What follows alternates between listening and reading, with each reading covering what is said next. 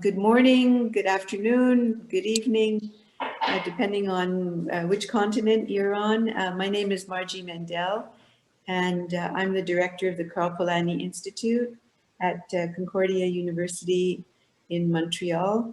I'm delighted to welcome you to our fourth webinar this semester, and I'm delighted also that my colleague Stephen High and his colleagues have accepted to present their work to you today on Brexit, Trump, deindustrialization, and the politics of our time.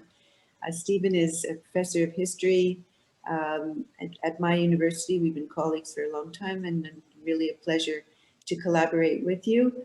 I'm not going to say very much more. I'm going to turn it over to Stephen, but I just wanted to make two comments, and that is that one is that Carrie Polanyi-Levitt, who is the honorary president of the Institute and was co-founder with me, and the daughter of Carl Polanyi, is in a seniors residence, and we are using a combination of old and new technology so that she could be with us today. So she won't be able to ask any questions because she's on a phone and somebody else is got their telephone beside a computer. So we're very, very happy that Professor Polanyi-Levitt could be with us.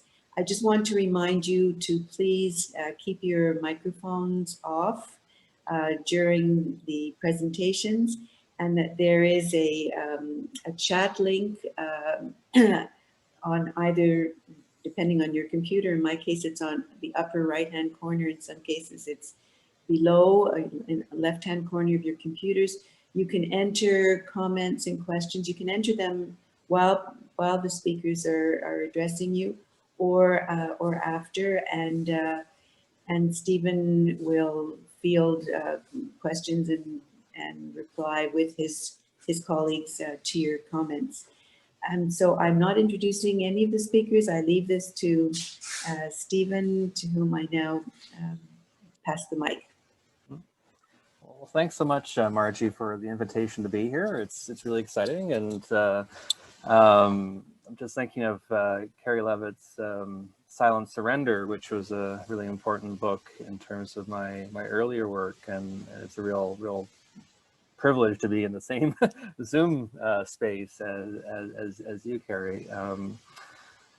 Okay, so I'm chair, and so I'm going to sort of provide a bit of context to what we're going to be talking about today, and then I'll be introducing each of the speakers.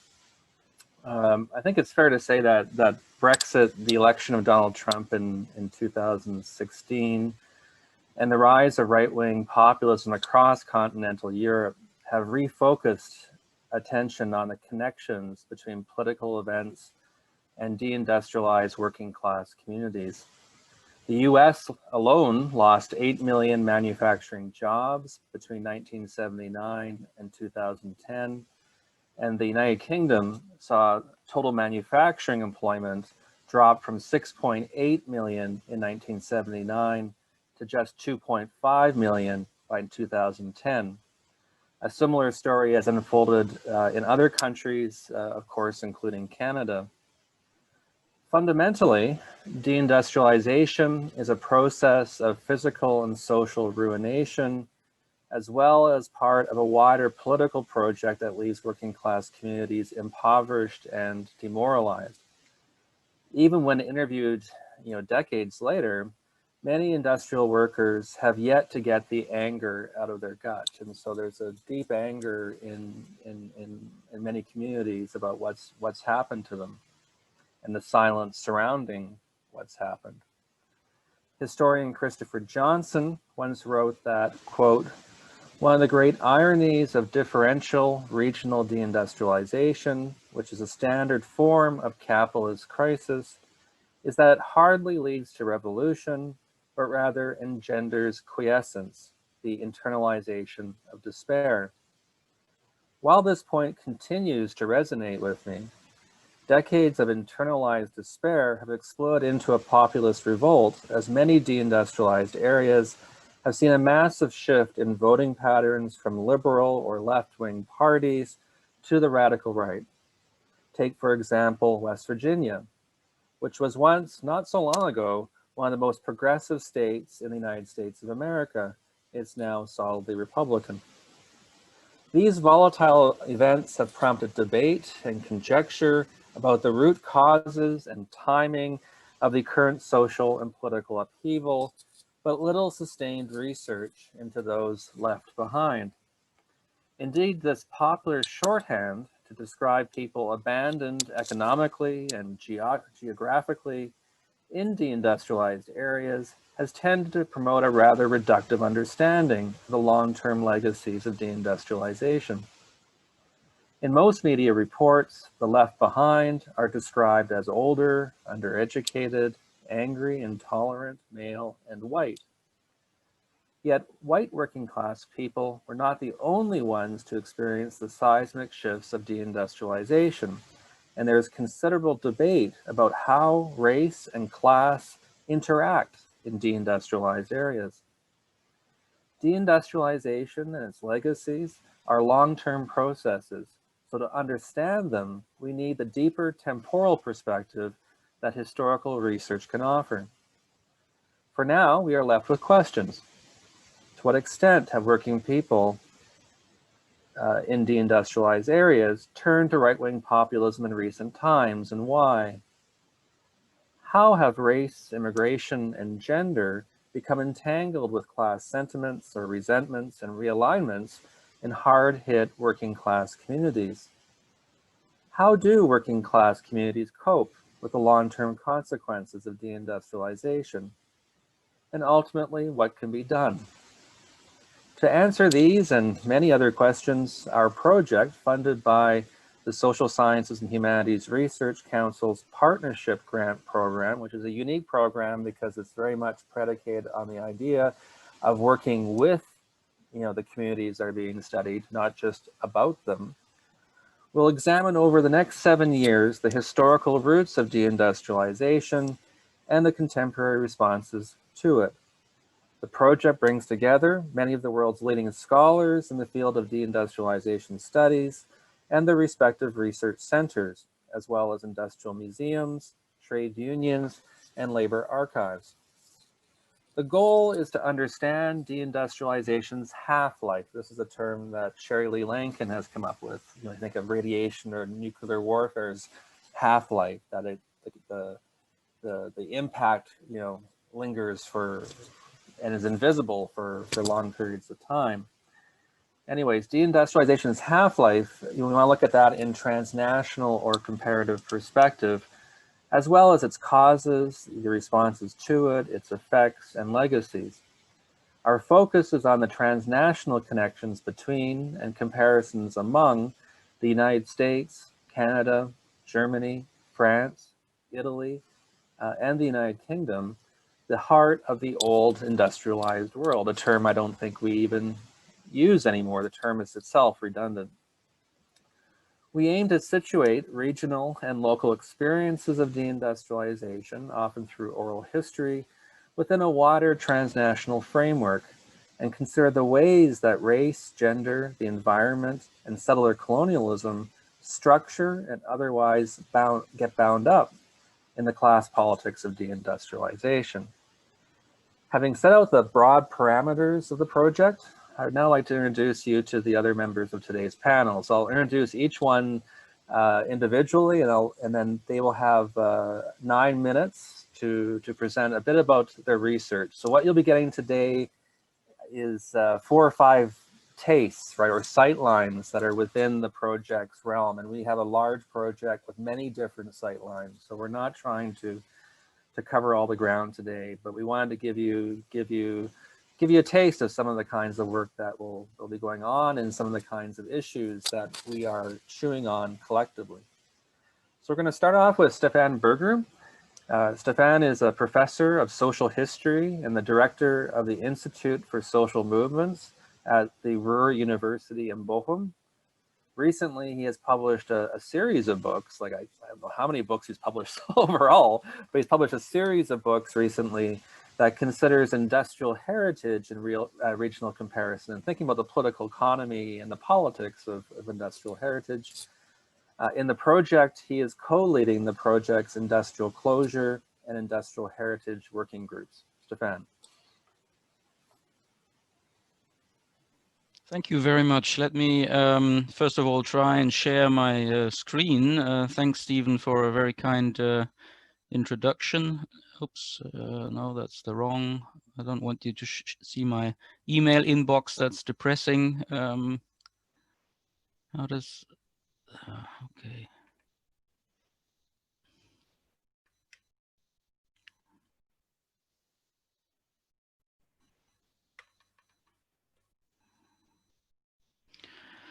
Right, because I want to use my 9 minutes to talk a little bit about the Ruhr region in Germany and the way in which deindustrialization has hit this particular industrial region of Germany.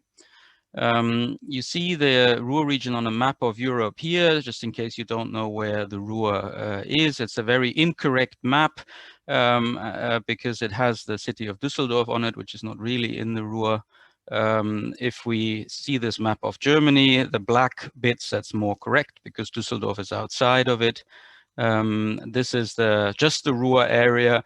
You see it has several cities such as Duisburg, Essen, Bochum, and Dortmund in it. But it's a relatively large area, and it used to be the industrial motor of Germany. It had a major share in making Germany the first industrial nation in Europe just before the First World War, and in Germany's recovery both after the First World War and the Second World War. It was based on coal and steel. In the late 1950s, about 600,000 miners were working in the Ruhr. It was the lead industry of Germany at the time, comparable to what the motor industry, the auto industry is in Germany today. Starting from the late 1950s, first coal, and then from the 1970s, steel went into steep decline, and the area was hit very hard by deindustrialization. Although it's already interesting to observe, and I've been discussing this with Petra, and Petra and I want to write about this also, that the Germans don't really use the term deindustrialization. They much prefer the German term Strukturwandel, which literally translated means structural change. Now, structural change means usually nothing to an Anglo audience, but what is in that word, in that term, is a much more positive view of deindustrialization, the idea that you can shape deindustrialization towards positive structural change. And I would argue that is precisely what has been going on in the Ruhr region from the late 1950s to the present day.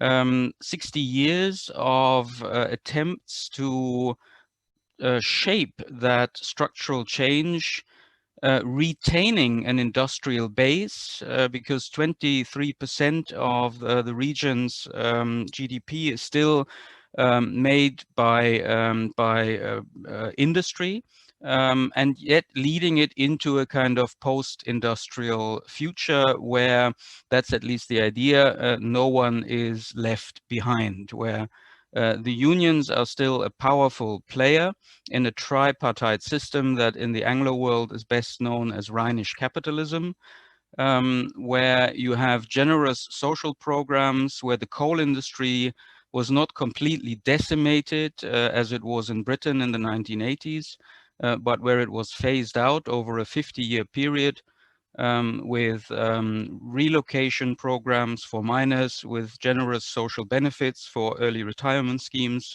for miners. And a similar, although in the actual process, very different process being carried out in the steel industry. So you have a process in which unions, employers, and the state were trying to shape policies which would mean that deindustrialization would not have the same effect as in the Rust Belt of the United States or in the devastated previous industrial areas in the UK. But where there would be a future for a region that would be completely transformed in the process of deindustrialization. And part of that transformation was the building of a vast industrial heritage landscape. Now, this is not industrial heritage. This is still the biggest steelworks in Europe, in Duisburg, in the west of the Ruhr area. But this is also the Ruhr area. This is the actual river, the Ruhr, a very green, pleasant area. This is an aerial photography of the Ruhr. You see the green is dominating. It is a vastly livable space today for the people who live in the area. Zollverein was the biggest mine in Europe in the interwar period. It's now a UNESCO World Heritage Sign. It's the jewel in the crown of this vast industrial heritage landscape in the Ruhr, based in Essen. But other mines, Zeche Karl here, have also been transformed into heritage sites. Whole cokeries have been preserved. This is Zollverein cokery, where in winter you have ice skating. This is the Industrial History Museum in Dortmund, another mine, 19th century mine, another mine in Gelsenkirchen, which is an industrial estate today. The RAG mining company, which is a daughter company of the mining company RAG, has been very successful as a company in preparing former mining sites for new economic uses. They're making huge profits by doing this. This is another cokery that has been preserved. Whole steelworks that are part of the industrial heritage landscapes, former slag heaps where you have artworks on top of the slag heaps, very attractive for the people in the Ruhr area. Tiger and turtle here, another former slag heap. Industrial parks that have been built around former sites of industry. Here another steelworks in Bochum. Working class estates that have been preserved and are now attractive forms of housing. Light is very much part of the industrial heritage landscape. I see that we have Hilary Orange with us also. Hilary has worked at the Ruhr University for 2 years, especially on this aspect of lighting of industrial heritage. Hi, Hilary, it's nice to see you here. The German Mining Museum, which is the National Mining Museum of Mining in Germany. There is a night of industrial heritage every year where tens of thousands of people are celebrating the industrial heritage of the region. The heritage includes also the small shops, the everyday culture that is still characteristic of the Ruhr today. It's a picture of my favorite pub in Bochum here. You have a whole heritage landscape which attracts last year 7 million tourists into the region, and the tourism itself is part of the post-industrial landscape of the Ruhr. So I would argue in a nutshell that we have in the Ruhr a relatively successful form of deindustrialization that has been created through this tripartite arrangement of managing deindustrialization rather than leaving deindustrialization to market radicalism, as happened in the US or in the UK. But, and there is a but at the end of this short talk, of course, you also have problems in the Ruhr. It's not as though it is all a story of a wonderful transition process. So like Trump in the US, like Brexit, in the northern parts of the Ruhr, where the social problems are most acute, where we have the highest unemployment figures, we also have significant voting figures for the right-wing populist party in Germany, the AfD, although they are far lower than, say, comparable parties in France or in Italy, but still it's about sort of between 15 and 18% in the northern parts of the Ruhr. So it is a substantial minority of the electorate that is attracted by right-wing populism. But the interesting thing here is, again, that the right-wing populists are trying to use the legacy of this managed transition and saying, well, the management of the transition that was previously led by the Social Democratic Party is not working well enough anymore. And so they are trying to be, if you like, the new party who will have a more successful management of transition. So the actual management of transition is not in doubt, even with the right-wing populists in Germany. And I think I'm probably way above my time, but I think I'll leave it at that. Thank you very much for listening. Thanks so much, Stefan. That was really interesting. Of course, I immediately start thinking about gentrification when things are managed extremely well, and whether that then sort of results in in issues for working class residents. But that's a great way to open up this panel. Next, we have James Rhodes. James is a sociologist at the University of Manchester and Hiram College in Ohio, so he splits himself on either side of the Atlantic. I'm not quite sure how he does that, but he does it effectively. His research examines far-right politics and explores the conception of the left behind in northwest of England and in the US Rust Belt. He is co-leading the project's working group on race. James. Thanks, Stephen. So I'll share my screen. And what I was going to do is just really talk very briefly across kind of 3 projects that I've worked on kind of over the previous sort of 2 decades, which I think sheds some light on this issue. So the first project I want to cover is a study I did about far-right support in a former textile town near Manchester in the sort of early 2000s. And I didn't know it at the time, but in many ways that was a kind of the trends that I was seeing there were a precursor to obviously what we've seen with Brexit and the sort of decline of the fall of the Red Wall. Then I was going to talk briefly on a more recent project, like problematizing like this idea of the left behind and how it gets kind of like mobilized within sort of political analysis. And then finally, just highlight the problems with that by looking at the kind of, Black experience in the Rust Belt very briefly, which I think, there's a danger that, that we kind of focus on the kind of the white working class and white communities as the left behind to the detriment of racial minorities, which I think is a real problem. So I was just going to mention, these 3 projects.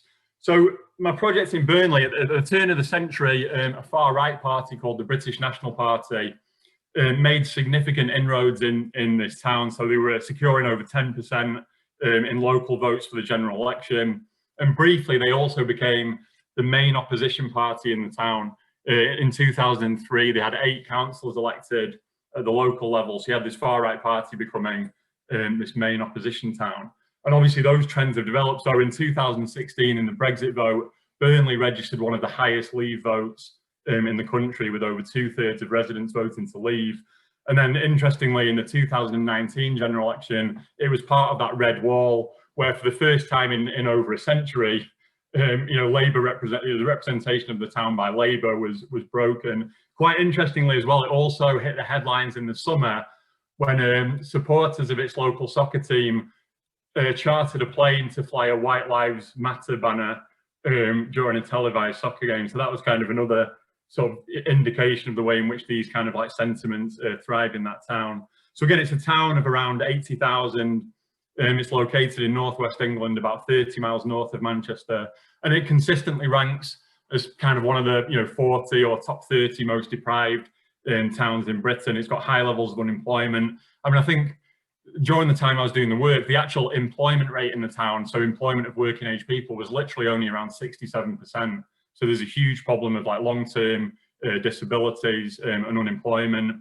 It has some of the lowest wages in the country, things like some of the highest rates of teen pregnancy in the country, really depressed housing market. So at the time when I was doing the research, you could buy a house for around £14,000, which was about 1/15 of the actual national house price average at the time. And again, what's quite interesting about Burnley is compared to the Rust Belt, it doesn't, Britain doesn't have this significant depopulation, because of the lack of sort of sprawl. But interestingly, in the last few decades, Burnley has been one of the few towns where it does actually have these kind of notable trends of depopulation. That's also left it with a high housing vacancy rate. So again, at the time I was doing the work, around 8% of houses in the town were empty. And again, I just wanted to briefly talk about some of the things. So I interviewed white residents in the town, like BNP supporters and non-BNP supporters. And I was kind of trying to understand, what was driving this. And I think there were sort of 3 main reasons that came out of this. On the one hand, it was about deindustrialization and economic decline. So in the 1880s, Burnley was one of the largest textile producers in the world. But by 1930, and particularly from 1950 onwards, the industry was in decline. It's still overly reliant on manufacturing, so around 1 in 4 jobs are in manufacturing, and that's actually the highest rate in England. So it's still, disproportionately reliant upon that. But again, it's also, I think, sometimes something we don't maybe factor in enough is the kind of the feel and the look of these towns as well. I mean, the picture there is just, there are whole streets in Burnley that are boarded up. Interestingly, when Labour was in power, there were compulsory purchase orders, so people were bought out of their houses in order to not demolish streets and redevelop. But when Labour went out of power and the Conservatives came in and austerity was enacted, many of these projects were left unfinished. So, going to Burnley, I've not been for around 5 years, but when I went 5 years ago, there were whole streets of empty houses that were, boarded off at either end with wire fences, and there's nothing, they don't have the money to do anything with them. So it's I think the kind of environment and the sort of materiality of these landscapes is really important, and it does kind of foster this sort of sense of anger and demoralisation. I know Justin Guest, who's written about Barking and Dagenham and Youngstown, actually, he talks about this idea of kind of like post-traumatic cities. So these cities that kind of lost their sort of signature industries, and the way in which that kind of economic loss, undercut a sort of entire, he calls it like an entire sort of social, political and economic infrastructure, and the way that sort of decline leads to a decline in a sort of sense of security, stability and centrality as well. And clearly at the same time, there were sort of marked processes of class and political realignment. I mean, at the turn of the century, in national elections, Labour enjoyed a majority of 20,000 votes. So in the space of the last 2 decades, Labour has effectively lost in a town of 80,000 people well over 20,000 votes. And again, it's interesting that there was a book written in the early 1980s by a guy called Christopher Husbands, who was looking at the rise of the National Front in Britain in the 1970s. And he actually identified Burnley as a place where he said that didn't happen in the 1970s because Burnley had such a liberal political tradition. So it's quite interesting that, someone that was explaining in the 80s that this was a town immune to the kind of far right and the populist right because of this tradition, 3 decades later, it's a town that exhibits some of the most pronounced support for those political sentiments. And obviously, significantly had the decline of trade union movements. I think the decline of large-scale workplaces which bring people together is also really important. And in Burnley, as in other places in England, you're seeing growing segregation by income. And the mill towns, while they're generally characterized by high levels of deprivation, there are also really pronounced economic inequalities between wards. Some of the outlying wards of Burnley are very affluent, and obviously some of the inner wards rank as the most deprived in the country. And what's quite interesting is the BNP was able to secure support across those wards. It got support from conservative suburbs, it got support on council estates, and it got support in kind of what you might think of as sort of respectable working class neighbourhoods as well. And again, obviously, Roger Hewitt, for instance, has argued that the kind of rise of sort of multiculturalism and multicultural politics means that groups came to be defined in sort of racial and ethnic rather than like class terms. And so he argues that kind of encouraged this environment in which people saw, race and ethnicity as central to their sort of political identities. And again, this was at a time during the 90s when sociologists, for instance, were talking about the death of class. And we see in the wake of Thatcher a sort of decline of class-based politics in Britain. And it's interesting, in the last 2 decades, class has re-emerged through this term, the kind of like white working class. And again, I think Burnley was a really important site in that. There were race riots in 2001 in Burnley, and the subsequent reports, the Commission for Racial Equality in Britain raised this idea of white working class disadvantage. They talked about that as being a causal factor in these riots. So Burnley was kind of really central to the emergence of this idea of a sort of uniquely deprived, white working class, and this idea of sort of white victimhood. But I do think really important as well is this sort of kind of like what you call like a racialized structure of feeling. It's really interesting the way in which sort of racial difference was a way to explain the decline of the town. So the arrival of immigrants in Burnley particularly from Pakistan and Bangladesh in the 1950s onwards, particularly the 1960s and 1970s, corresponded with the decline of industry. And the neighbourhood that the immigrants settled in, Daneshouse and Stonyholme, was a kind of traditional sort of, white working class neighbourhood. So people saw the decline of that neighbourhood, not as a result of the kind of, structural decline of the town, but because of the presence of immigrants, that was used to explain why that neighborhood and why the town more broadly is declining. So I think that sort of like temporal aspect of that, the way, kind of post-colonial immigration coincided with this shift to a kind of post-industrial society is really important.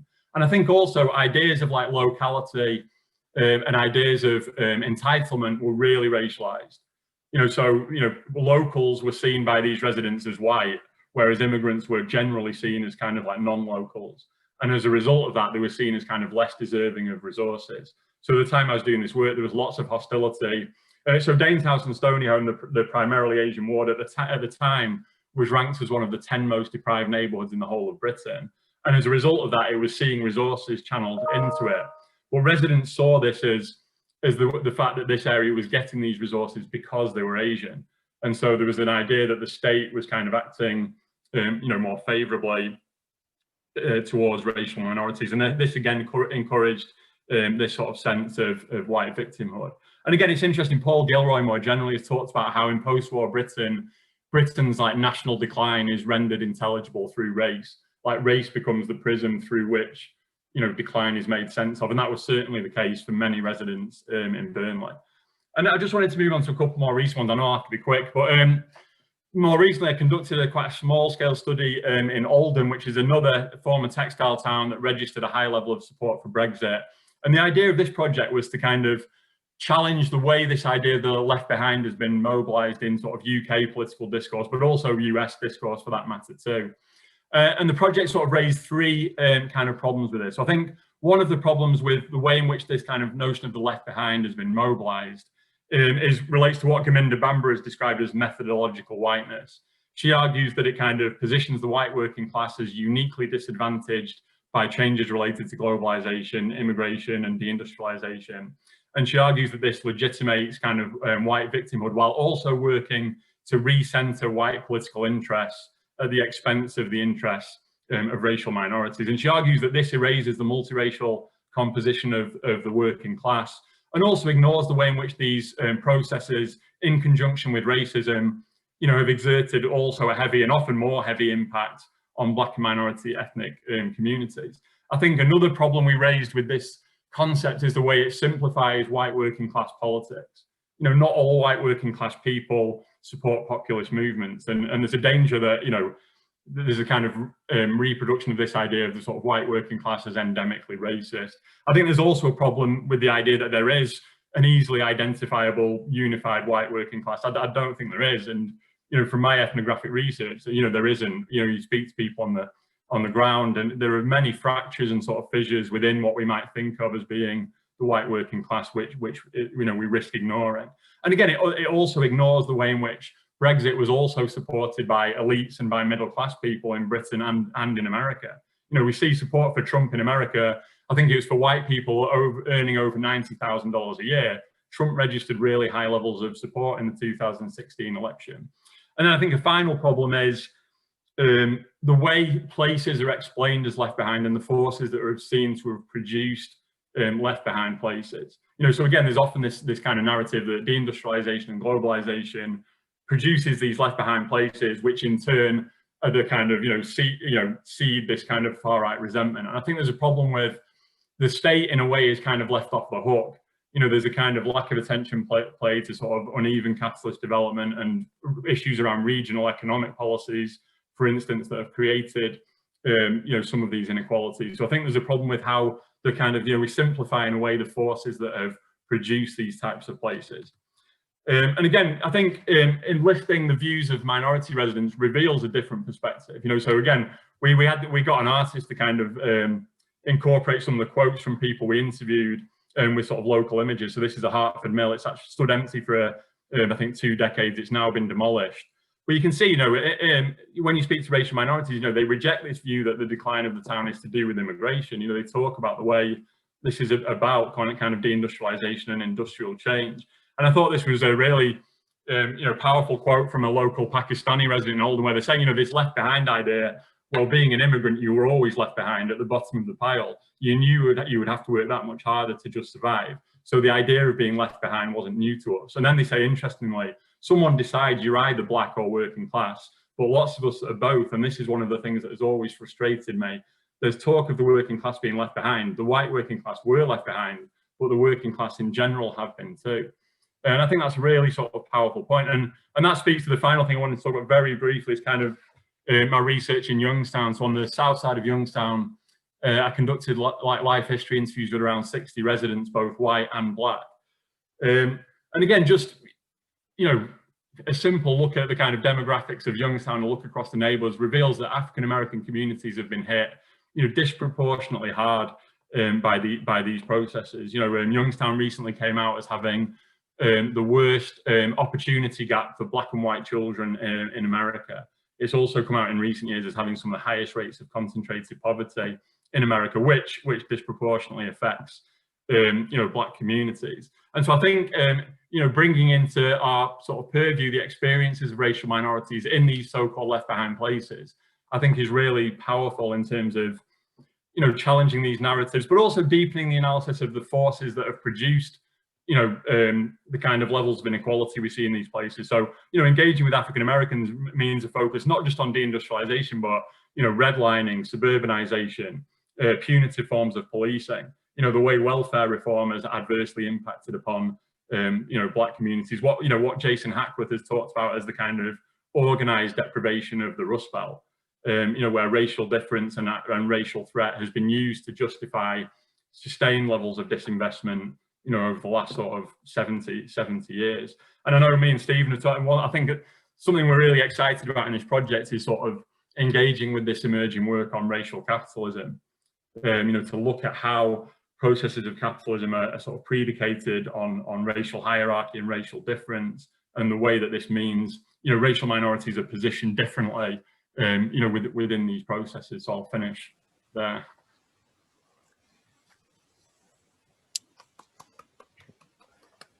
Thanks so much, James. Yeah, Youngstown, Ohio, you know, used to have 5 steel mills, and, yeah. and now there's no steel mills at all. And so it, in many ways, in the U.S. sort of context, it's sort of seen as sort of a ground zero of deindustrialization. And so, okay, great. So next up is Petra Delato, who is Petra is Associate Professor of History at the University of Calgary, and so she's up very early, or earlier than the rest of us.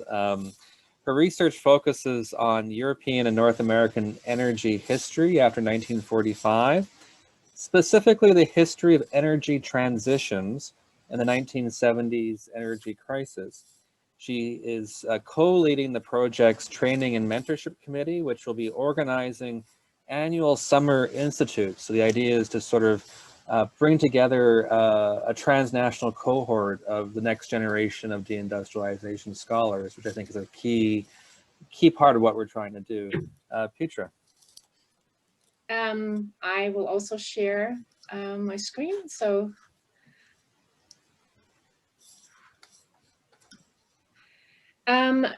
yes, as you will have noted, I'm not necessarily a scholar who comes out of the deindustrialization studies area. I'm an energy historian first, and I have a book that particularly looks at the first German coal crisis in the late 1950s, early 1960s.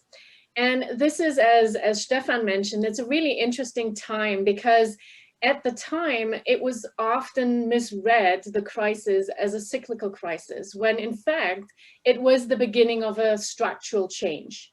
And ever since, I've been really interested in looking at those processes that we define as deindustrialization, particularly in coal mining, but also in other related areas, that are strongly linked to actually energy industries. Because what I would suggest for my kind of part of research are 2 things. One is what would happen if we kind of look back at deindustrialization in a different way and consider deindustrialization essentially being energy transitions. So for a number of these phenomena that we see, we can equally also read them under this whole process that we now study as energy transitions. And I will mention a couple of reasons why I think that actually adds something to our analysis beyond deindustrialization. Before I do this, though, I think it's important to remind ourselves that industrialization in itself is a massive energy transition. So if you read, people like Andreas Malm on fossil capitalism or others, of course, the whole idea of industrialization is that we move from an organic energy regime very quickly to one that we call a mineral regime, where we have these fossil fuels that are no longer connected to land. The problem of organic energy system was always that they were limited by the amount of land. But now that you have these subterranean mineral fossil fuels, you're no longer limited to it. And this explains the exponential growth. But at the same time, it's a very political act, because as we know, the implementation of steam power also allowed to really centralize the workers, to control workers, if you will. I mean, that's an argument that Andreas Malm, but also, of course, Timothy Mitchell in his Carbon Democracy makes. So if we understand energy industrialization very closely linked to energy transitions, then of course my question is, why don't we link deindustrialization with energy transitions? And so this is kind of where I'm coming from, to sort of look at some of the things that we now study as structural change or deindustrialization as energy transitions, for example, from coal to oil. That this is something that includes much more than this idea of industrialization, deindustrialization. Why do I think this adds something to our analysis? I think it adds in two crucial ways. One is, I do think the way that we energy historians now study energy systems, we study them as social systems, so that any energy transition is also a social transition. It also means, though, that energy systems are often strongly connected to specific identities. And this brings us back to what we've just heard about the north of England, but which I've also witnessed growing up in the Ruhr region, that it doesn't even matter whether you're directly employed by the coal company or not. There is an entire regional identification that is very strongly linked to a very specific energy system. In these two examples, it was coal, but now I live in Calgary. I can tell you that in this jurisdiction, identity is very closely linked to oil, even though not everyone is really working in the oil sense. And so for me, that somehow pushes us a bit away from this idea of class, so that the way that we understand and look at deindustrialization is to look at what happens to working class communities with the problems that we've already heard, illustrated here. What about race? What about gender? And I think if we look at deindustrialization as lived energy transitions, it allows us for that more fragmented understanding of what entails, not even working class, but anyone within regions that are defined by some of these energy systems. And so what this does for me, for example, is it allows, and maybe I'm using, Bambra's, challenging not only the methodologically race, but also the methodological male idea of working class. The problem I have when I, study this is, what about women in this? Very often, of course, in coal mining, they're not directly employed. And so all of a sudden, we read much more about white male working class. And it is very important that we understand the role of women historically and in the present, because if you look at the numbers, for example, Alternative for Germany, which is kind of a populist party, it's almost twice as many men have voted for them than women. We know the same for the Brexit party. It's almost the same kind of, it's not quite as much, but it's almost twice as many men than women voted for it. So I think in our discussions of the link between deindustrialization and populism, we need to maybe change some of our conceptual frames to do exactly what we've heard already, to include race, but also to include women. And I'll just show you, and sort of what I have done in my kind of work is, this is a photograph of the 1950s where the photographer really liked this kind of motif, because after talking to these women, he learned that a lot of these coal mining wives were wearing white, despite, as you can see, the very dirty environs, as a kind of an inner protest, because they realized that, yes, it will bring jobs and money to the family, but it will also bring health risks to their children, for example, who we know from studies were on average, shorter than other German kids. At the same time, same era, they would go out with their husbands and protest against the closing of mines. And what an energy transition angle to deindustrialization would do is to really tease out the very kind of complex, fragmented, but also ambivalent role of anyone who's living through these energy transitions or deindustrializations, and the political expressions of that very conflicted position that they have. So what I'm really interested in is advocating for looking for new conceptual frames. Maybe energy transition is a useful one for the coal aspect of it. And in this way, allowing us to opening it up much more towards discussions of identity first, before we then fall back on our ideas about class. And I'll leave it at that, because I know we're very limited with our time. So thank you.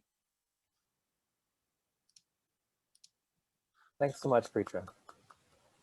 And of course, I'm thinking of like energy transitions and just the politics like around that, where it's like pipelines or, West Virginia and how, how Trump used, energy transitions against, progressive politics, really. So very, very interesting.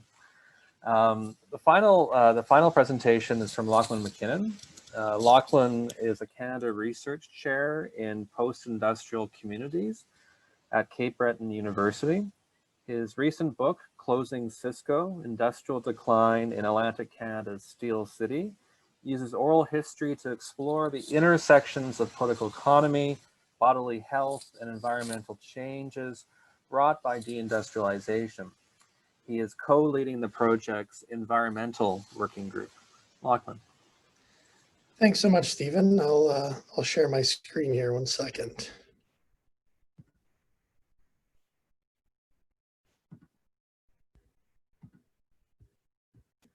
Can you see that? Yeah, okay.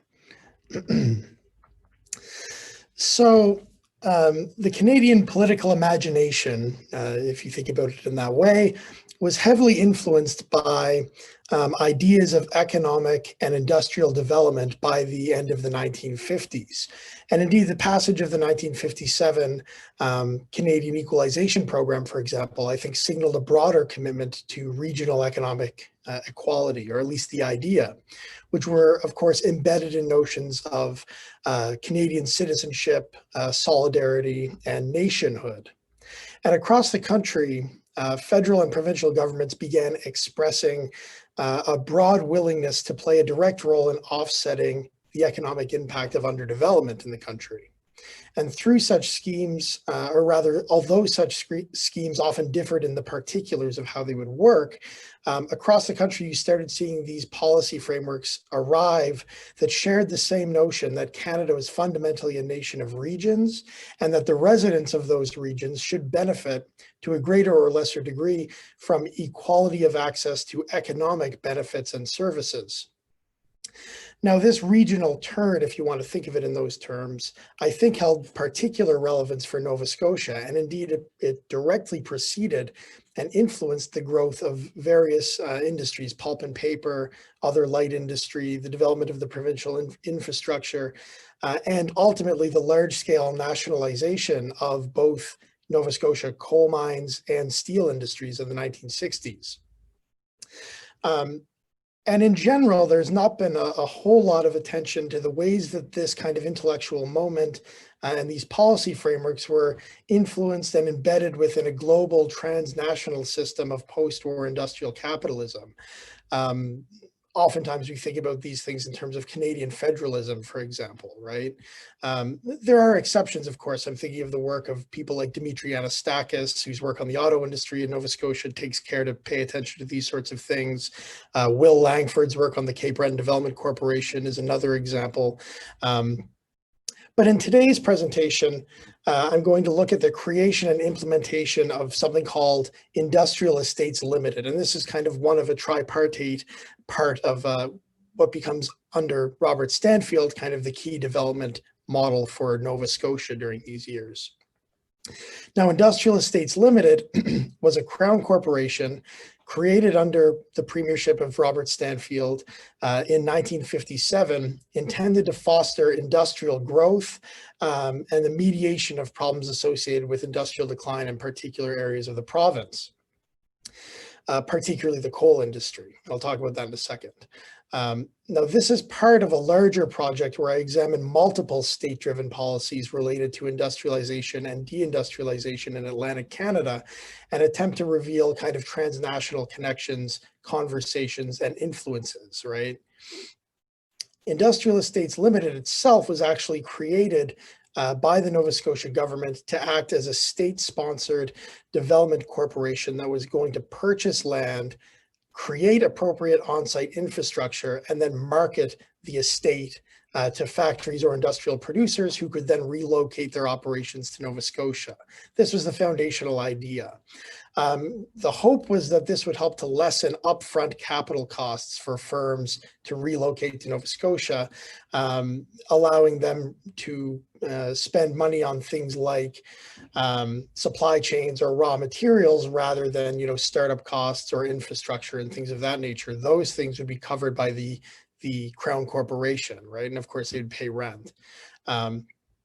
So while the political atmosphere at this time kind of provided the necessary preconditions for this to occur, the model that Nova Scotia actually followed in Industrial Estates Limited was based on a British approach to development planning that had been in place since the 1930s. And indeed, in a number of the political or policy frameworks that come about in Nova Scotia during this time, you see influences of a number of European approaches. This is the example from Industrial Estates that I'll be talking about today, but there are a variety of kind of transnational influences in a number of other policies that they develop at the same time. So the Stanfield administration turned to the expertise of this man, Kenelm C. Appleyard, to help with the planning and implementation of Industrial Estates Limited. He was a British business associate of Nova Scotia Cabinet Minister Ed Halliburton. And indeed, these sorts of transatlantic connections between the political class were not unusual. Halliburton also reached out to MD Methven and Sir Hugh Beaver, who Tim Strangleman describes as having previously worked to help establish Guinness production at Park Royal in West London. Now, of these men, Appleyard was the most prominent in terms of the person being tapped to contribute to IEL. And importantly, for Stanfield's purposes, Appleyard had previously acted as the first chairman of something called the Northeastern Trading Estate Limited in the UK.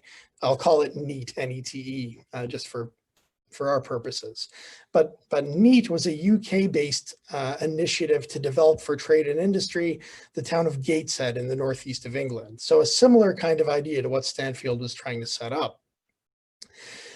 And going back to the 1930s, it was in 1934, with much of the industrial heartland of the UK still grappling with the effects of the Depression, that the British government passed the Special Areas Development and Improvement Act, which kind of formed the background for the creation of NEAT just 2 years later as a trading estate developer. This relied upon previous kind of capital, private capital examples like Trafford Park Estate in Manchester, or Slough Estates in London, and so on. But this was to be the first kind of state-directed effort at this sort of thing in the UK. And the idea behind it was a major project called the Team Valley Trading Estate, which was to be located at Gateshead, which would hopefully attract around 400 companies and employ about 15,000 workers. And the architects of that plan, this is Team Valley Trading Estate, the architects of the plan in the UK were quick to herald it as a success.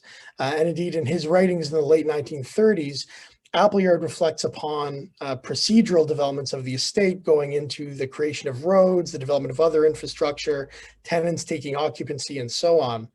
And by the end of the 50s, the firm had kind of gone national, redeveloped itself as English Estates. It was rebranded, and it moved outside of simply the area of the Northeast to take on other projects.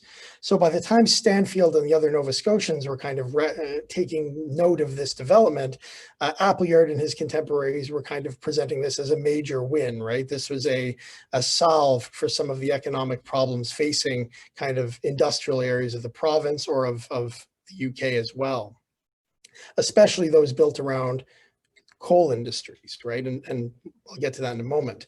And of course, Appleyard and the other British consultants were not quick to disabuse them of this notion that this was a significant way forward. So the intersection between that development ethos and deindustrialization in Nova Scotia came almost immediately after IEL was formed, when in the town of Spring Hill, Nova Scotia, in October of 1958, the famous bump at the No. 2 colliery tore apart the mine, as well as the town, killing 75 miners. Many others were trapped before being rescued, and of course, devastating grieving families throughout Spring Hill in Nova Scotia. And at that moment, damage to the mine and the kind of prevailing headwinds of the coal industry in the province meant that there was not an appetite on behalf of the company to reopen the colliery. And so the government was faced with this crisis almost immediately after IEL was formed. So what we see is that in the minutes of the meeting on December 11th of 1958, after the explosion, the board votes to create its own Spring Hill Development subsidiary. There's another corporation created with the explicit intention of helping Spring Hill to move kind of beyond the loss of its cornerstone industry and expand into different sorts of areas. And of course, this foreshadows the later creation of something called the Cape Breton Development Corporation, which is, as I mentioned before, the corporation that takes over coal and steel, at least on Cape Breton Island in the 1960s. And I think that it reveals kind of both sides of the coin in a way, right? It's a concurrent provincial strategy of trying to attract large-scale external capital, which they hope is going to replace those kinds of cornerstone industries in terms of provision of employment and so on, as well as hoping to mediate through that strategy deindustrialization of basic industries, coal in this case, but also eventually steel, I think. Now, Industrial Estates Limited itself in Nova Scotia quickly became kind of a signature institution of the Stanfieldian approach to provincial development. Charting similar ground in the early years, the firm sought to establish, what they were looking to do was to establish kind of light industry or branch plants to provide employment and stable tax revenue. And there were some early successes to this, right? They brought in Stora, came in through this program, Michelin tires came in, Clairtone as well. They were all enticed into the province through this program, but there were shortcomings that were perhaps not immediately recognized, right? The program contributed to sectoral diversification. Of course, this was allowing people to work in multiple industries, but stage of production was generally the same. There was never really a plan for sustainable kind of growth or long-term employment. Also, that's a previous clip, yeah, Clairtone here. Many of the companies that came into Nova Scotia chafed at the terms of the Nova Scotia Trade Union Act, right? And came into direct conflict with attempts to unionize these industries. Of course, coal and steel had significant histories of labor labor growth and labor conflict, and these new industries coming in didn't want to deal with that, right? Notably, Michelin in the 1970s worked with the government to shut down a car drive at its three locations in the province. But by the time that these kind of limitations kind of became clear, this approach of kind of fostering development in this way had already fallen behind the kind of global development standard, which had turned towards the idea of fostering locally rooted enterprises and steady kind of grassroots diversification, which kind of came aboard by the 1970s, 1980s. And of course, the withdrawal of state action from that sort of development as well. So as a result, none of these kinds of efforts were ever really able to replace the old cornerstone industries in either Nova Scotia or the northeast of England.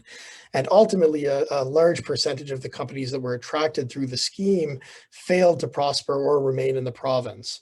And when the Tory grip ended in Nova Scotia in 1970, the firm, because of its association with the Conservative Party, kind of fell out of favor, and ultimately it was absorbed into the Department of Development in the late 1980s, and its kind of experiment had to some degree come to a close.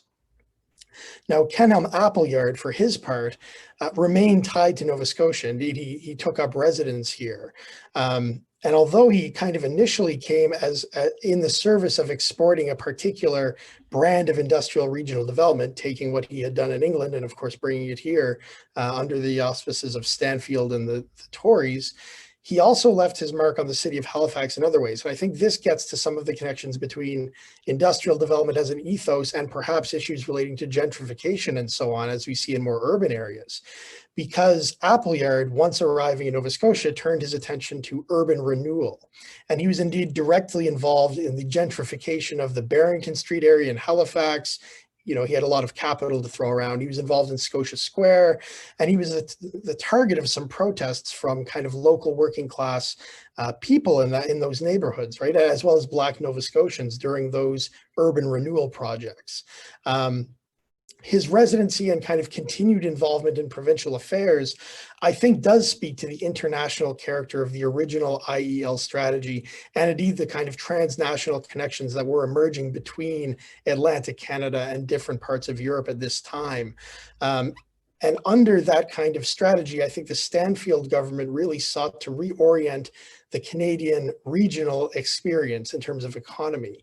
But of course, they did so with a firm grounding in a variety of approaches that had been applied and implemented elsewhere in the world.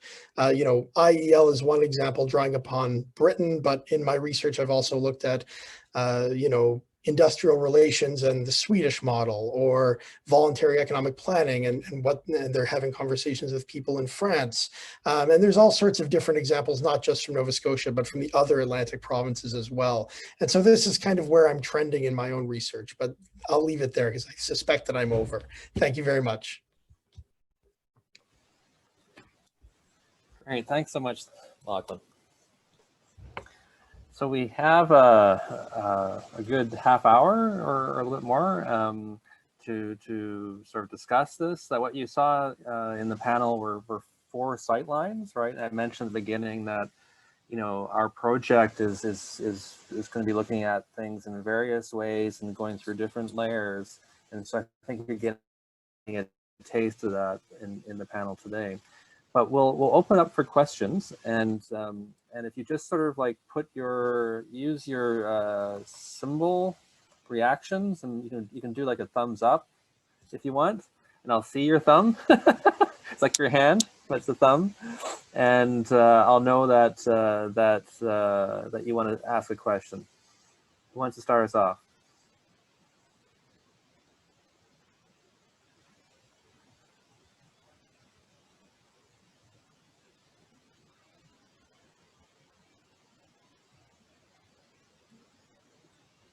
I'm just going to stay silent.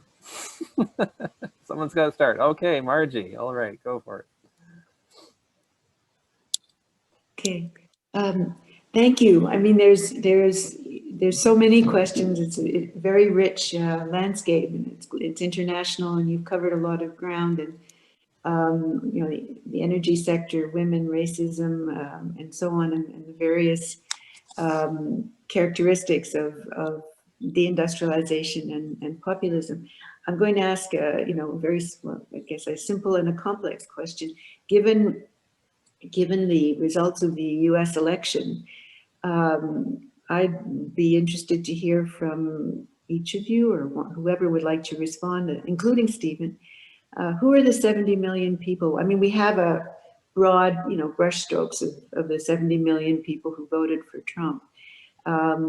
But it's not that clear, even across racial lines. It's not that clear, even if, broadly, indeed, the left behind are those we associate with a white working class Rust Belt, culture. But can you speak to, because to that question? I mean, these people will be very present in the Biden administration, and what role can we anticipate given how many they are, how many people they represent? James, as our one of American-based presenter, do you want to start us off? Yeah, I mean, clearly they are predominantly white. I mean, it was interesting that I think he increased support, didn't he, amongst like Hispanics and amongst like black men in particular, which is interesting. But again, there is, there's research about a kind of, the rise of sort of black conservatism in America. Like that's, I mean, it's still a minority sort of political trend, but it is developing. Lester Spencer's written about that, about how sort of neoliberal ideals have become more sort of entrenched within kind of like black communities. I mean, and I think it varies. So Youngstown, the county that Youngstown's in, where I am, support for Trump actually went up. So he won Ohio, and he won by a bigger margin this time than he did in 2016 in the county I am. So it is a mixed picture. And I've read some interesting analysis as well that talks about how Biden did employ a sort of, populist campaign in a way, focusing on kind of manufacturing communities. He visited many of these manufacturing communities much more than Hillary Clinton had done in 2016. I don't think he has that kind of toxicity in terms of, the way Clinton was viewed as part of a kind of political dynasty. I don't think Biden quite has that. And, given his sort of Scranton, Pennsylvania credentials, I think that enabled him to appeal, to some. So I know support for Trump went down amongst white people without a college degree. So clearly Biden appealed to them in a way that maybe Clinton hadn't done previously. I think another factor is that the black turnout was higher. So there was lots of analysis of 2016 that black voters, again, were very put off by Hillary Clinton. And so they just didn't come out in the same numbers, whereas obviously they came out much more forcibly this time. I think it's generally around 85% of African-Americans vote Democrat. So clearly that was another big factor. But I would say I don't think the sentiments that drove Trump to power have gone anywhere. I mean, as you said, clearly there's still a massive proportion of Americans that support those. In the neighborhood I'm in now, it's quite interesting that some people are still resolutely refusing to take their Trump yard signs down. So that is quite, I wonder when they're actually going to come down. But yeah, I mean, I think it's common, I think he draws support across all different classes. I don't think it's purely, the white working class. Research shows that from whites of all income brackets, Trump, secures significant amounts of support. And I think that sense of economic insecurity, that sort of demoralization, that hostility towards, progressive values or political correctness is still, extremely alive and well in America. And again, it's interesting the way COVID in many ways has, further stimulated many of those anxieties, and also that kind of, hostility, to sort of the political establishment as well. I think, yeah, I mean, I don't think those sentiments are going anywhere. Is along what I've said in a very long-winded way. I certainly think that, like Canada, you've got an urban-rural divide, and with deindustrialization, what you're seeing is areas that were traditionally, you had sort of industrial liberalism, right, that were heavily unionized. You had progressive working class voices. As those unions were crushed, right, you're seeing a lot of those areas, in a way, almost like reverting to like a rural voting pattern, I guess, right? So you can say like Harlan, Kentucky, which is a mythic place in U.S. labor history. Which Side Are You On is a classic labor song. It tells the story of the labor wars in Harlan, and that area votes, 85 85+%, you know, even before Trump. But I think one of the differences is that Trump is attracting former Democratic voters, right? Like, you know, maybe rich people always voted Republican more. And so you're seeing like at county level stats where areas that, again, were traditionally Democrat, you know, like Kenosha, Wisconsin, where we saw a lot happen in the past 6 months. It flipped in 2016 for the first time, you know, towards the Republicans. In Ohio, you know, 65% of union households voted for the Democrats, voted for Barack Obama, and then switched to Trump in 2016 and stayed with Trump this time. And so the issue of like, is it race, is it class? Like, in a way, it's a debate that is sort of, you know, I think it's both, right? It's race and class, and we have to think about how these two things connect. And I think it's also a lot about the Democratic Party gentrifying, or, you know, like you've got a Democratic Party that has abandoned its working class voters of all races, you know, giving the United States trade deals that have been terrible for these communities. And so why would people vote for the Democratic Party? You know, I think and I think that's the same in other jurisdictions, whether it's the Social Democrats in France or elsewhere. But I'll open up to other panelists who might want to answer that or connect with what you're seeing in your own country. Petra? I would also add, though, a much longer historical perspective, maybe going back to the 1980s and the way that sort of, you know, neoliberalism and whether it's Thatcher, Reagan, or even Mulroney in Canada have introduced a new way of doing politics and also political process, or if you will, political economy process, you know. And I mean, Dimitri, if he were here, he could speak a bit more towards that. I think we should not underestimate the disillusionment with politics and political process in general. And that is something it has a much longer history, I think. And it is connected with deindustrialization, but I feel that we are on the cusp of much larger changes, and where maybe in the 50s and 60s it was still possible to find ways, as we have seen in West Germany, where, you know, sort of corporate approaches, where you can try to somehow couch those who fall, you know, and lose their jobs. That we're now in a situation where that is really not that easy to do. And so this idea, you know, the redistribution is one of the major issues of any political process. But I think we are at a stage where there isn't much left to redistribute. And so we really, you know, we kind of get to that stage where, and that also maybe helps us explain the extreme polarization. I mean, I live in Calgary, I live in Alberta, and I witness it every day. And it's certainly something that is familiar in the US case as well, that we are now at a stage where we can't just use the solutions that we may have had in the 60s or 70s, because people have lost faith in the political process. It's a much more polarized debate.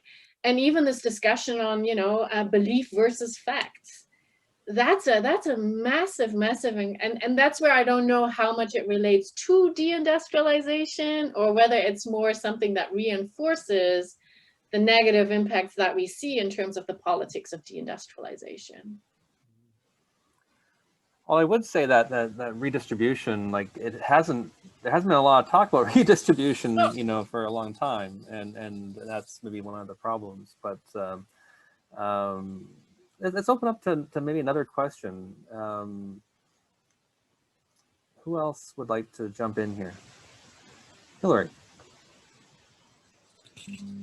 Hello, everybody. That was really fascinating, very interesting, and I enjoyed all your papers, so thank you. In archaeology, there's been discussions for several years now about the way that the past has been appropriated within populism. So particularly work around Brexit and the language of Brexit, looking at empire, and not just the Victorian Empire, but going back to the Roman Empire and images of Boudica. And then at the same time, you have in Scandinavia the kind of Nordic nationalism that's pulling up Viking era sort of motifs and tropes and connecting with black metal. So I guess one of the things I'm interested in is how does the industrial past get appropriated or not within populist language, and what kinds of myths of the past are actually being employed within the kind of language that's circulating. And I'm curious about the situation with the northern Ruhr region, because this is a question specifically for Stefan, because one of the big narratives in the Ruhr is also about migration and workers coming in to work. So you see that very much in the museums in the Ruhr. They're ridden through with this kind of very positive idea of migration and the idea of the Ruhr as being a melting pot. So I wonder how those kinds of divisions and polarities are working. That's probably two questions, but if you hopefully get my drift. Yeah, I think Stefan could start answering both. So. Thank you very much, Hilary. Yeah, it's an interesting question. I think during the last regional elections in the state of North Rhine-Westphalia in Germany, where the Ruhr is located, the AfD, the Alternative for Germany, the right-wing populist party, had a poster campaign which pictured one of its candidates, Guido Reil, who for 25 years was a local councillor for the German Social Democratic Party in the city of Essen. And he was also a trade unionist and a works councillor, and he was pictured in the garb of a miner. And the poster said, at heart a socialist, therefore AfD. In the Ruhr, the AfD was clearly laying claim to the tradition of socialism, and the picture of the miner as the archetypal proletarian, saying, you know, sort of this tradition is being betrayed by the socialists. In a way, they have gone neoliberal. And we, the AfD, are now the party that is looking after your interests. But your interest is very much the interest of a white working class. So the AfD is addressing itself almost exclusively to the white workers, and that sort of resonates with what James said about these northern English towns, where, if you like, the ethnically diverse working class is written out of that kind of story. And the fact that so many of the miners were of Turkish origin and so many of the workers living in the northern parts of the Ruhr were migrants coming from Southern Europe and from Turkey, of course, this is not part of the story. So it's very much a kind of whites only tradition that is being constructed by right-wing populism. And tied to nationalism and idea of nation, of course. Yeah. Yeah, sure. Yeah. James, do you want to add to that?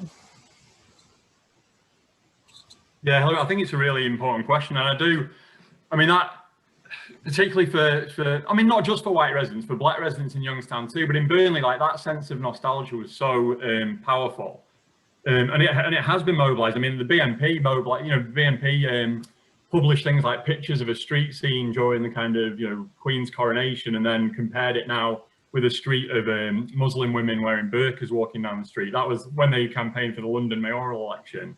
They really heavily, and Trump obviously really heavily mobilised those sort of nostalgic traits, like his emphasis on, you know, the way he wore hard hats, for instance, at some of his speeches, the way he targeted the kind of coal region and talked about sort of, you know, bringing back coal.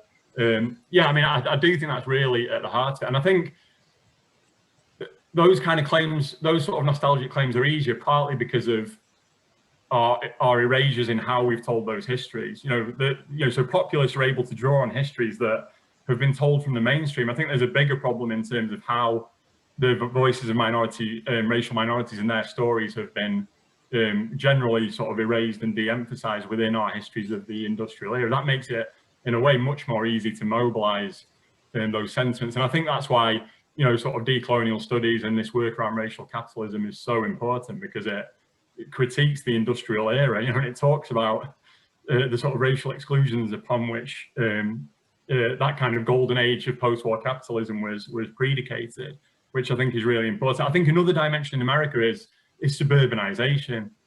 So, I mean, one thing I noticed, so as part of the research, I would kind of like hang around at sort of bars on the south side of Youngstown.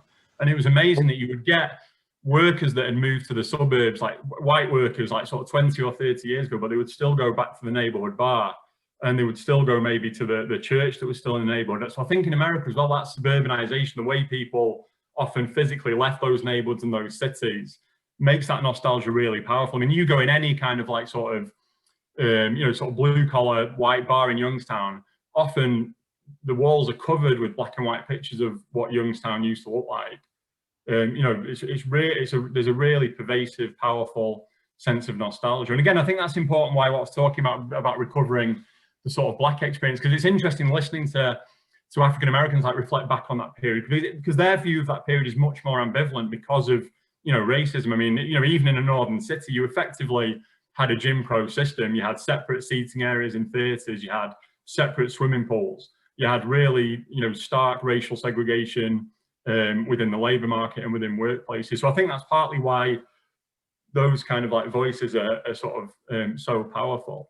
And again, I know Rachel, who's on here, has done work on Detroit, and George Galster writes about there's a kind of like hyper nostalgia, for instance, in Detroit. And again, I think there's maybe something about the levels of disinvestment and the sort of ruination, you know, that exist in those places. I remember speaking to one woman, I mean, and she was like sort of in tears talking about how her family had left the sort of inner city of Youngstown when she was like a kid, maybe like 10 or 11.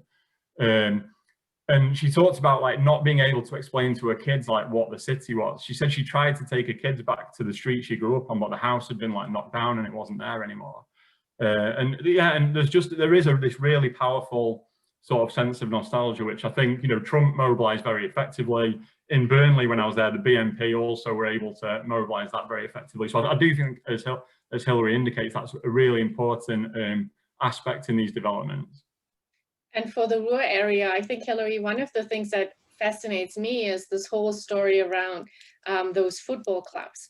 And, you know, and that's something that historically hasn't been told very often either, although I do remember, I think, Zeche Zollverein had an exhibit on when, you know, big teams like Schalke were almost entirely Polish players in the 1920s and 1930s. And it's mind-boggling, you know, to see how it is still upheld as this quintessential working class sport when you see who can even afford nowadays, you know, to go to these games, how few Germans are even playing on those teams. And also how, for example, again, women are not really part of that story, even though we know probably the Ruhr area is one of the regions where you have most kind of spectators that are also female.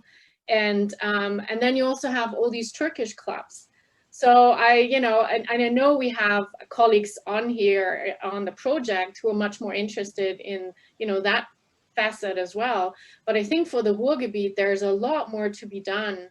And also not just the industrial heritage in terms of the material heritage, but really this, because it becomes such an emblem, right, for the region. It's like Malocha, and even someone like Jürgen Klopp, who now manages Liverpool, and he's still famous with his cap that says Malocha. So I think there's much more as well that we can tease out in terms of the non-material kind of you know, heritage that is really reinforcing, of course, some very strong male working class, you know, nationalist tropes as well. Lachlan, do you want to come into this? Yeah, I was just thinking, I think part of it too is the tendency, and of course this comes up in any kind of heritage activity when you're working across divisions, to depoliticize parts of industrial heritage, right? So I'm thinking of here in Nova Scotia, a lot of industrial heritage sites downplay things like the extent of socialism or communism among the working class in Nova Scotia in the 1920s, 1930s, or even like labor movement, like more middle ground kind of labor organizations that did things like lobby for the creation of the Nova Scotia Trade Union Act, press for different sorts of union recognitions and different sorts of things like that. And oftentimes in heritage, those stories are downplayed to provide a sense of kind of a solidarity in a way, but not one that's rooted in real politics or kind of, or class solidarities, right? But more rooted in kind of experience of place or community or so on. And I know other people have worked on this as well, but it really struck me when I was speaking to a man back in 2015 on an airplane who was coming up to Cape Breton to help open the Donkin coal mine. It was a private coal mine that was going to operate kind of small scale from that time. He was coming up from Kentucky, and he was saying to me, you know, how great it is to come into an area that doesn't have this, you know, like a background where all the unions are in control of everything, and, you know, Obama's job killing regulations are not in place here, and all this, as though this was kind of a blank slate, where in reality, Cape Breton has had 100 years of significant labor history, right? And some of the most significant conflicts in Canadian labor history happened here in the 1920s. And it just seemed so strange that somebody would have been coming here for, obviously this was not the man's first time here. He'd been working for the Donkin mine. And to not recognize that that's, you know, not necessarily how people would perceive their own history. But I think that the reason for that is this kind of depoliticization of industrial heritage in a way, right? And I know that that's not necessarily always purposeful. It comes out of the idea that when you're working in industrial heritage, you're working with workers, former workers, but you're also working with the business community, or, you know, development authorities, like, you know, or government agencies or things like that. And each of them have their own kind of perspectives on those issues, but still sometimes the foundational aspects of kind of politics and that tendency, I think, get diminished, right? And I think that that's where you see that real disservice, is when that that force is then lost in a way, right? And so then you see this idea that, well, these working class areas are ripe for right-wing populism or what have you, because they've lost that kind of connection to that tendency in a way. Anyway, those are my 2 cents. Yeah, well, I totally agree. Like in the Montreal context, you know, the, you know, industrial heritage preservation of the Lachine Canal essentially flipped the southwest of the city towards gentrification, right? It revalorized it and allowed, you know, for condoization. And then the interpretation that Parts Canada actually offers is very compatible with that, you know, with that rebranding. That's why I was asking Stefan about gentrification around the Ruhr, because you know, success could actually lead to defeat, right? In that kind of way. But let's open up for one more question. I think we have time for one more.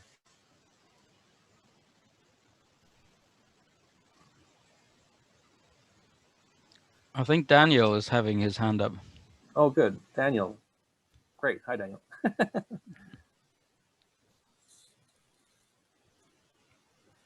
But you need we can't hear Daniel you. needs to switch on his mic. I think I can unmute you here.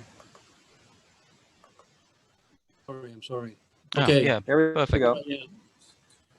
Thank you to the organizers to begin with. The topic is very important. We should discuss this issue more and more. My question is for Stefan. It would be easy to, I really like what I've heard from you. It would be easy to say, this is gentrification, right? The reorganizing of this industrial landscape, its preservation. Could you tell us more then about the actual impact of the policies that have been adopted, early retirement and all that, proving that working class people did fare better with these policies?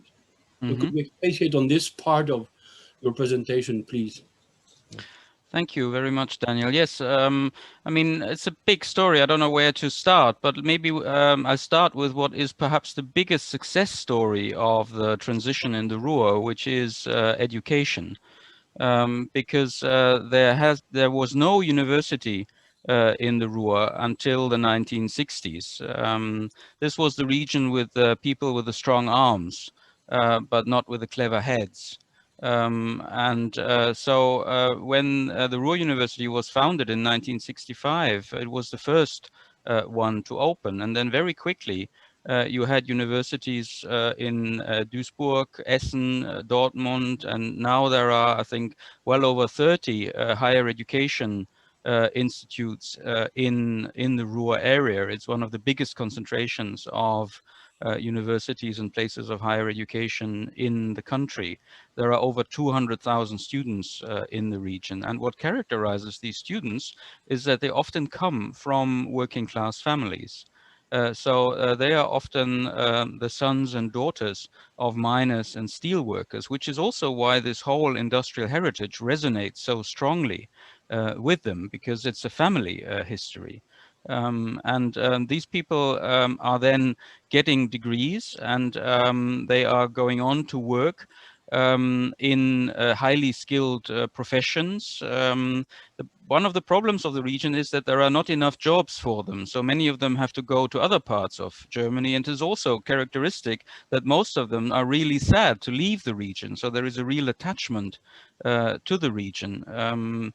Of course, it doesn't mean that everyone, it's again, you have to also see that we still have in the Ruhr region many people who do not manage to get to university, who have a history of failure in school, and the low skills or no skills jobs that used to be there for them, they are no longer there.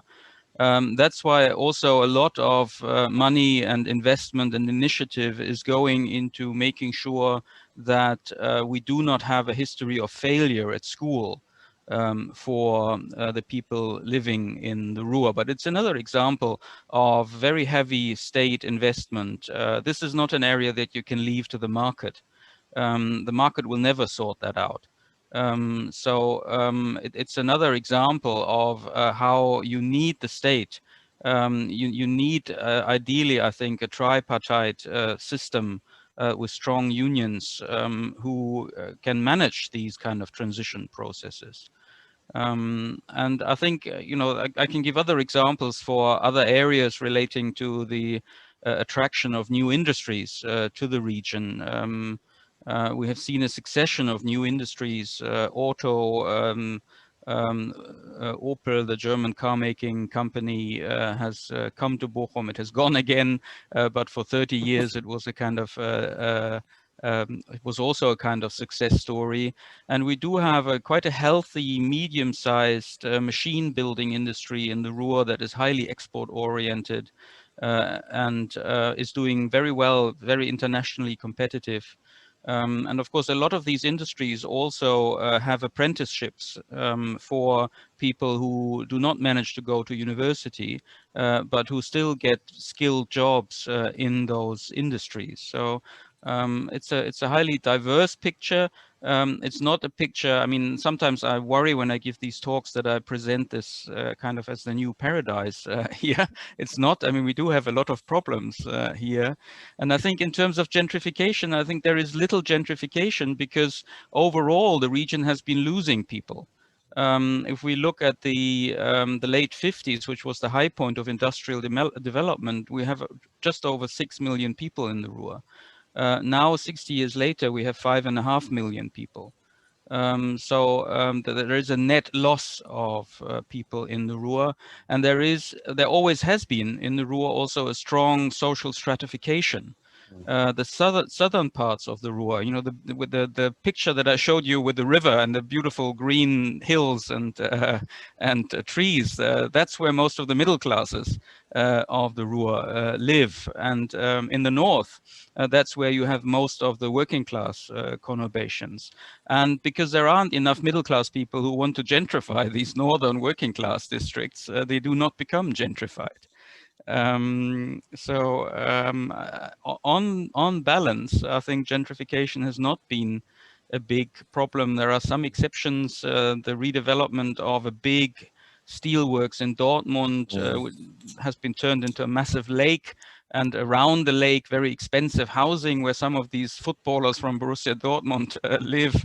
that is maybe one of the examples where limited forms of gentrification happen, but it's quite characteristic that the suburb that's right next to this development area remains very much a kind of working class suburb. I could go on for a long time, but I think I'll probably stop here. It is absolutely interesting. Thank you very much.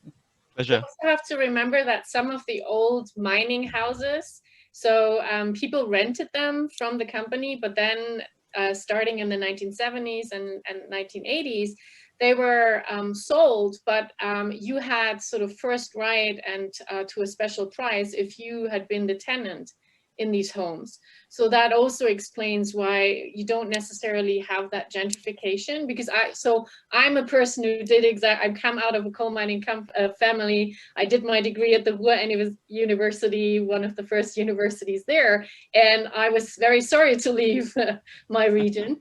But so yeah, my parents essentially bought it for my grandparents, and so that has happened with a lot of families. So you don't, that's another thing that they did, right? That you offered this housing at a special price to those people, although again, that was not a smooth history. We also have the 1970s where they wanted to tear down entire of these kind of colonies, colonien that we called them. And the last point is retraining. There's been a lot of money put into retraining in the region, and why not always successful? I think all these measures together allowed it to be a more protracted change. And that's, I think, the biggest success. While there are many problems with it, it allowed it to not have this massive, abrupt change and, you know, sort of complete change into unemployment. So whether it's retraining, whether it is kind of the early retirement schemes, whether it's bringing, even if just for 30 years, Ford or Nokia, the phone company, was in Bochum for, I think, a decade or so. So altogether, I think these measures at least allowed for a transition that wasn't happening within 2 or 3 years and we had these traumatic effects.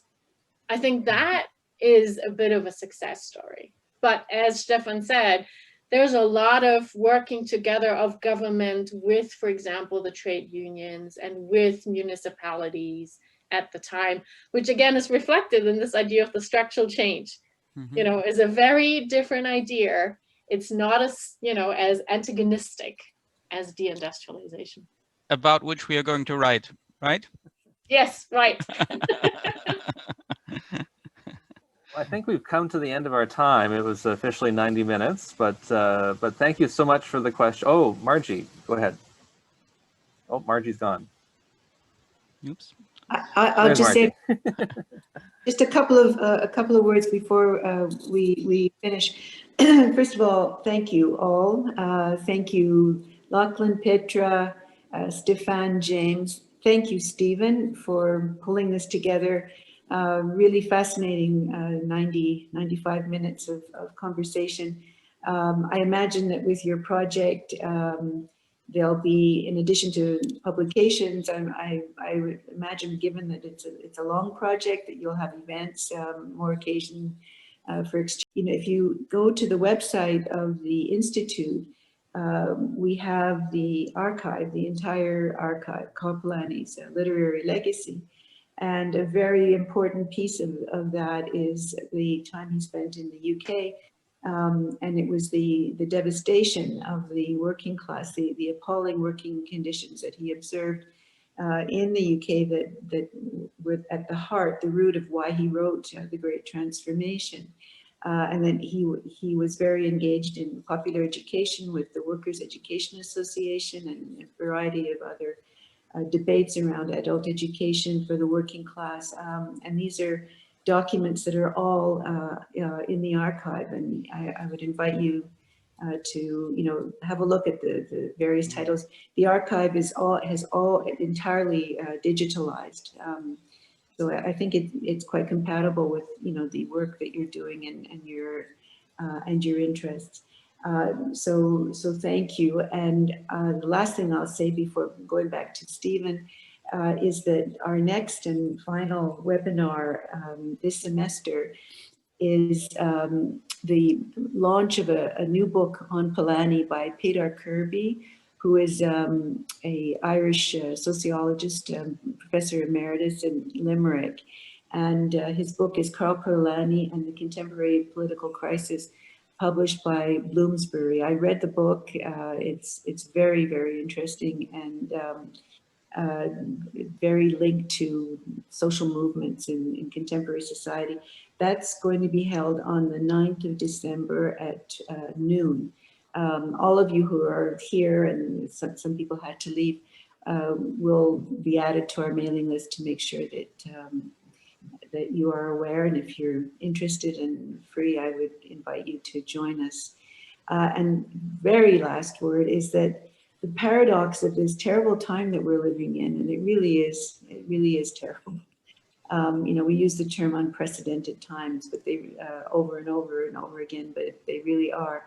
But the paradox is that we've been able to reach so many people, and I'm not sure for me that this is a substitute. I'd still prefer being in a room where I could really engage one-on-one with people, and particularly in the corridors after a session where many important conversations take place over coffee.